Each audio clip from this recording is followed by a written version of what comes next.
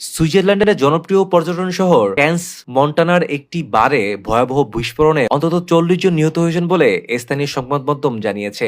এই ঘটনায় আহত হয়েছে শতাধিক মানুষ, তবে এখন পর্যন্ত নিহত নির্দিষ্ট সংখ্যা আনুষ্ঠানিকভাবে নিশ্চিত করেনি সুইস পুলিশ বা সরকার। সিএনএন ও বিবিসি প্রতিবেদনে বলা হয়, স্থানীয় সময় রাত 1টার পর ক্যান্স মন্টানার লাক্সারি কনস্টেলেশন বার এ হঠাৎ বিস্ফোরণটি ঘটে। বিস্ফোরণের পরপরই সেখানে ভয়াবহ অগ্নিকাণ্ড শুরু হয়, যা দ্রুত পুরো ভবনে ছড়িয়ে পড়ে।